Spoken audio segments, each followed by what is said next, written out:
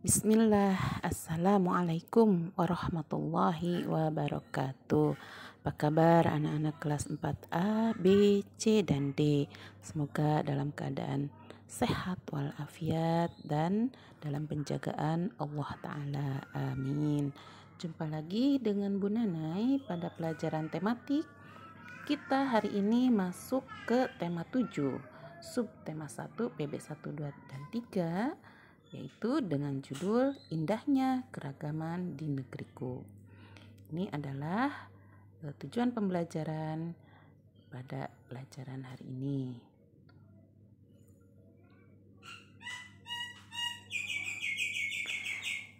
Mari silahkan buka buku paket kalian halaman 1. Ada teks yang berjudul Suku Bangsa di Indonesia. Sejak dahulu kala bangsa Indonesia hidup dalam keragaman. Kalimat Bhinneka Tunggal Ika pada lambang negara Garuda Pancasila bukan hanya slogan. Penduduk Indonesia terdiri atas beragam suku bangsa, agama, bahasa, adat, dan budaya, tetapi semua hidup rukun berdampingan. Berdasarkan hasil sensus Badan Pusat Statistik BPS tahun 2010, bangsa Indonesia terdiri atas 1.331 suku. Berdasarkan sensus itu pula, suku bangsa terbesar adalah suku Jawa yang meliputi 40,2% dari penduduk Indonesia. Suku Jawa ini merupakan gabungan dari suku-suku bangsa di Pulau Jawa, yaitu Jawa, Osing, Tengger, Samin, Bawean, Naga, dan suku-suku lainnya. Suku yang paling sedikit jumlahnya adalah suku Nias dengan jumlah 1.041.925 jiwa atau hanya 0,44% dari jumlah penduduk Indonesia. Namun, suku-suku Papua yang terdiri atas 466 suku jumlahnya hanya 2.693.630 jiwa atau 1,14% dari jumlah penduduk Indonesia. Sedangkan etnis Tionghoa jumlahnya 2.832.510 jiwa atau 1,2% penduduk Indonesia. Nah, dari bacaan di atas, kalian apakah menemukan kata-kata sulit? Silahkan cari kata-kata sulitnya ya, dan kemudian cari artinya. Nah, Ibu sudah menemukan nih beberapa kata-kata sulit. Ya, di antaranya ada di baris ketiga ada slogan. Nah, arti dari slogan adalah kalimat pendek yang menarik dan mudah diingat. Nah, kalian bisa lihat ya di pinggir jalan ada slogan-slogan. Misalnya, bersatu kita teguh, bercerai kita runtuh. Nah, itu adalah termasuk dari slogan. Slogan itu moto yang sebuah ide atau tujuan yang mudah diingat. Ya. Kemudian ada kata sensus. Ya. Apa itu sensus artinya? Ya, sensus penduduk adalah penghitungan jumlah penduduk dalam jangka waktu tertentu oleh pemerintah. Ya, kemudian Ibu juga menemukan lagi kata yang sulit yaitu adat. Nah, adat artinya aturan atau kebiasaan yang telah dilakukan sejak dahulu. Nah, kalian sudah bisa mencatatnya ya. Semoga kalian bisa mencatatnya ya, insya Allah. Nah, dari teks tadi, Ibu juga menemukan informasi baru mengenai dari bacaan suku bangsa ini ya, yaitu informasi baru yang Ibu dapatkan dari bacaan suku bangsa di Indonesia adalah berdasarkan hasil sensus Badan Pusat Statistik atau BPS tahun 2010, bangsa Indonesia terdiri atas 1.331 suku. Nah, itu ada hal baru. Kemudian ada lagi hal baru yang lainnya, misalnya bahwa suku Nias ini adalah jumlah yang paling sedikit, ya hanya 0,44% dari jumlah penduduk di Indonesia. Ya, beberapa hal baru kita bisa temukan dalam bacaan tersebut. Di Indonesia terdapat ribuan suku bangsa. Setiap suku bangsa kemungkinan memiliki kebiasaan dan cara hidup berbeda. Salah satu contoh perbedaan cara hidup adalah transportasi. Pada zaman dahulu, alat transportasi menggunakan tenaga hewan, seperti pada gambar berikut ini. Nah, perhatikan gambar bendi, pedati sapi, dan pedati kerbau. Dapatkah kamu melihat persamaan dari ketiga alat transportasi tradisional tersebut? Ada banyak persamaan. Salah satunya adalah ketiga alat transportasi tersebut menggunakan binatang yang sama-sama menarik beban berupa bendi atau pedati. Nah, apa yang terjadi dengan pada saat kuda menarik bendi, pada saat kerbau dan kuda menarik pedati? Nah, maka yang terjadi adalah pada saat kuda menarik bendi adalah benda akan bergerak mengikuti arah kuda, atau bendi atau pedati akan mengikuti arah sapi dan arah kerbau. Coba kalian lakukan di rumah. Kalian dorong kursi atau meja, kemudian tarik kembali. Atau kalian angkat tas, kemudian letakkan kembali kepada posisi semula. Atau kalian ambil kertas yang tak terpakai, lalu lipat atau remaslah kertas tersebut. Nah, apa yang terjadi?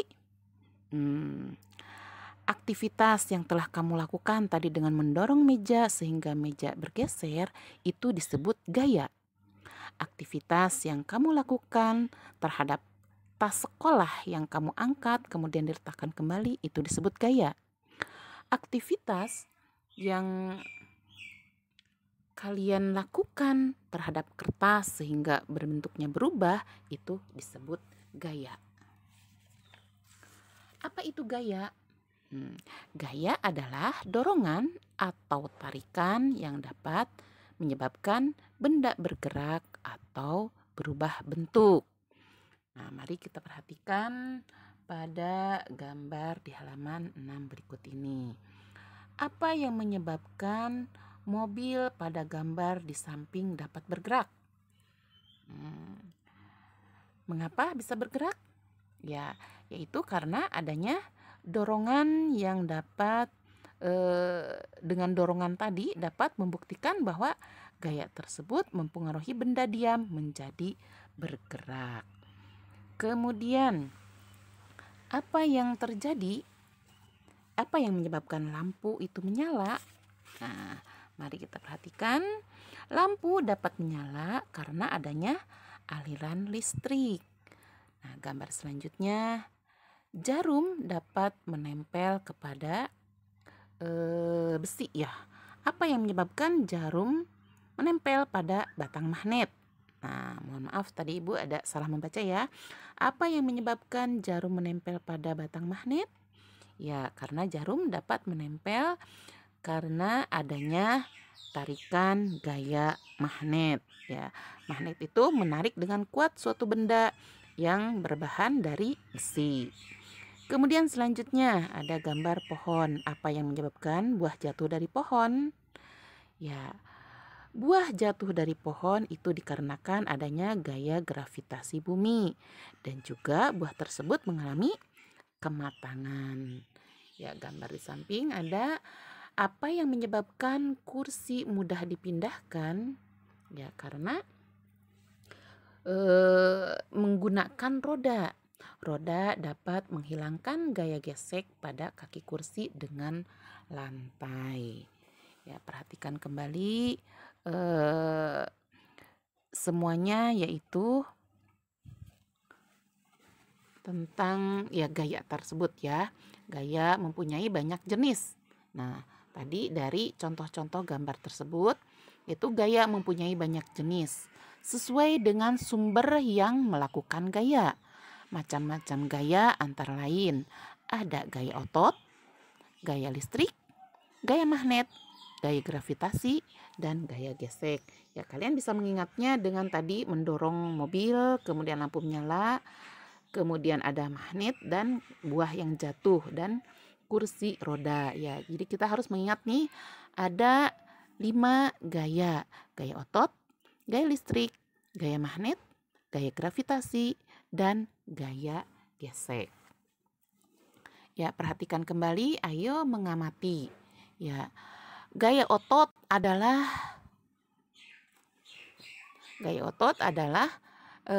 yang dilakukan oleh tenaga manusia atau hewan. Ya, lihat gambar 1. Tarikan kuat yang dihasilkan oleh para pemain tarik tambang. Nah, akibatnya adanya gaya otot yang berupa yang akhirnya bisa menarik tali tersebut. Nah, kekuatan tarikan itu sangat menentukan kemenangan bagi para pemain tersebut. Ya, ini adalah contoh 1 gaya otot. Kemudian gambar 2. Ya, ini semuanya contoh gaya otot ya. Gambar 2. Gaya otot yang digunakan oleh pengrajin gerabah adalah untuk membentuk yang diinginkan. Ya, misalnya kalian membentuk vas atau mau membentuk piring dan sebagainya.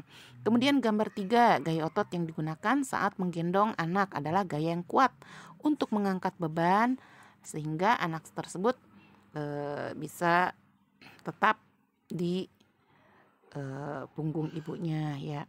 Gambar 4, tarikan yang kuat yang dihasilkan oleh kerbau saat menarik pedati menjadi bergerak atau bergeser mengikuti arah kerbau. Ya, perhatikan gambar pada halaman 16. Aktivitas bertukar buku merupakan salah satu contoh pemanfaatan gaya otot. Dengan memanfaatkan gaya otot, kita dapat memindahkan benda-benda ringan dengan mudah. Gaya otot sangat bermanfaat dalam kehidupan sehari-hari.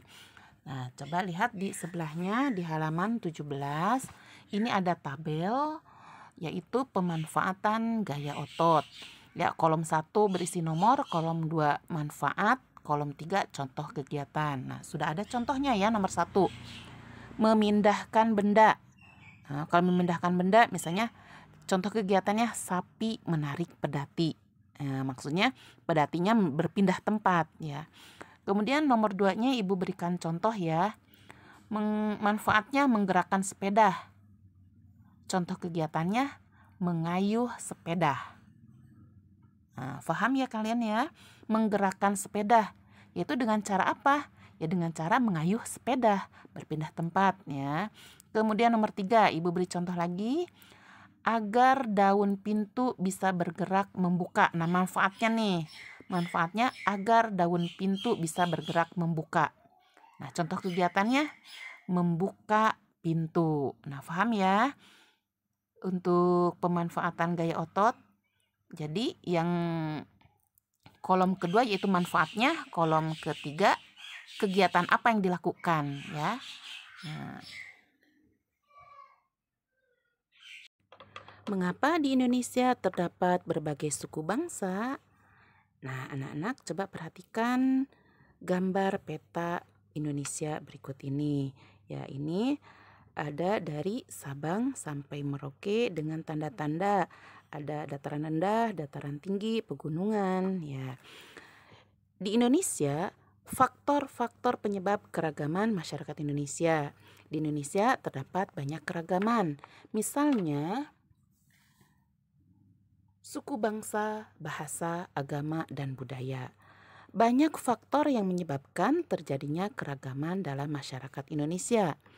Beberapa faktor yang dimaksud seperti berikut ini. 1. Nah, perhatikan anak-anak ya. Ini adalah faktor-faktor penyebab keragaman masyarakat Indonesia. 1. Letak strategis wilayah Indonesia. Indonesia sangat strategis, yaitu berada di antara Samudra Hindia dan Samudra Pasifik. Ya, silahkan di halaman 22 di Stabilo. Kemudian Indonesia juga berada di antara benua Asia dan Australia. Selanjutnya nomor 2, kondisi negara. Ya, keadaan geografi Indonesia merupakan wilayah kepulauan yang terdiri atas 13.466 pulau. Ya, kemudian yang ketiganya, perbedaan kondisi alam. Negara Indonesia sangat luas dan terdiri atas 13.466 pulau. Tiap-tiap pulau dibatasi oleh lautan. Selain itu, Indonesia merupakan negara vulkanis dengan banyak pegunungan, baik gunung berapi maupun bukan gunung berapi. Keadaan alam Indonesia tersebut memengaruhi keanekaragaman masyarakat Indonesia. Keempat, keadaan transportasi dan komunikasi. Kemajuan dan keterbatasan sarana transportasi dan komunikasi dapat memengaruhi perbedaan masyarakat di Indonesia. Kemudian selanjutnya nomor 5, penerimaan masyarakat terhadap perubahan. Keterbukaan masyarakat terhadap suatu yang baru, baik yang datang dari dalam maupun luar masyarakat, membawa pengaruh terhadap perbedaan masyarakat Indonesia. Itulah faktor-faktor yang menyebabkan terjadinya perbedaan dalam masyarakat Indonesia. Ingat ya, ada 5 faktor. Ya, faktor penyebab keragaman masyarakat Indonesia itu ada 5, yaitu 1, letak strategis wilayah Indonesia, kondisi negara kepulauan, perbedaan kondisi alam, keadaan transportasi dan komunikasi, penerimaan masyarakat terhadap perubahan. Ya, terakhir ada tugas dari Ibu, yaitu 1, tuliskan 3 contoh pemanfaatan gaya otot dalam kehidupan sehari-hari. Melanjutkan saja ya nak ya, di foto aja nanti di halaman 17. Tadi sudah Ibu berikan contohnya, beberapa contoh ya. Anak-anak tinggal melanjutkan, menambahkan 3 contoh lagi ya. Kemudian menuliskan 5 faktor penyebab keragaman di Indonesia ya. Semoga kalian bisa memahami, bisa bermanfaat untuk kalian. Mohon maaf jika ada kekurangan dan kesalahan. Ibu tutup dengan doa kafaratul majlis. Subhanakallahumma wa bihamdika asyhadu an la ilaha illa anta astaghfiruka wa atubu ilaik. Barakallahu fikum. Wassalamualaikum warahmatullahi wabarakatuh.